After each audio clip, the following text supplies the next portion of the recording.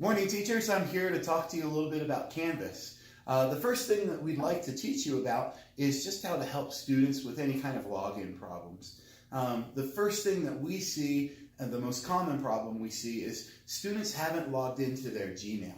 If they haven't logged into their Gmail account, first things first, have them go into a browser and log into their student Gmail account.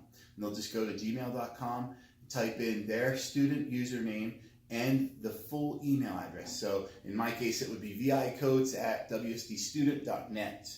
And then I would type in my regular password. Once I've logged into my Gmail account, you can see my Gmail, I actually will then go to a new screen and type in canvas.wsd.net. When I do that, it brings me to this screen. You'll notice it actually changes that URL to wsd.instructure.com. We don't usually say that one because it's a little bit harder to type. But that's where it'll take them to. And they are then in this area. At that point, all they have to do is type student login.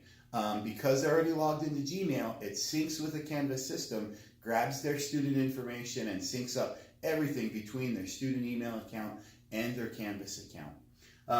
For teachers, you'll do the same thing. You'll just click student logon, and that will let you log in as a teacher. For parents, any parents in the district, or for out-of-district students, they'll actually use their MyWeber username and password.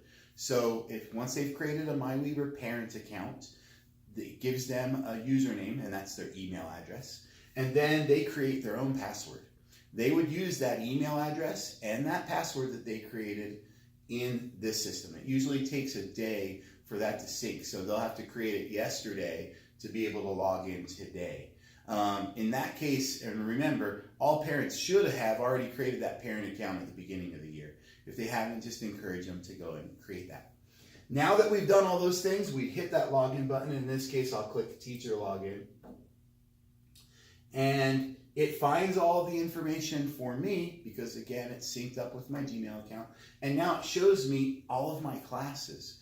And you'll notice that some kids, again, should have 8 different these are called cards. They should have 8 different cards for each of the periods of the day. If you're elementary, they'll usually just have that one card for you, the elementary class you're teaching. They could have other cards depending on how they're split up into classes.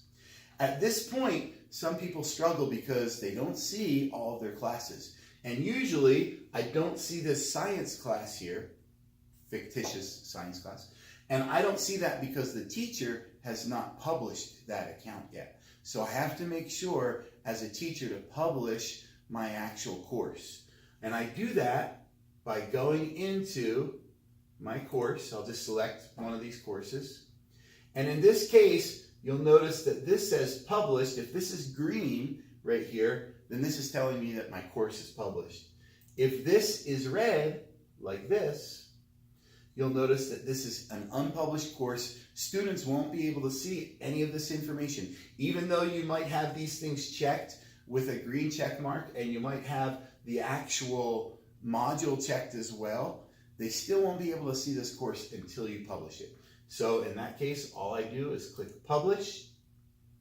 And now that I've published this course, they'll be able to see it as well.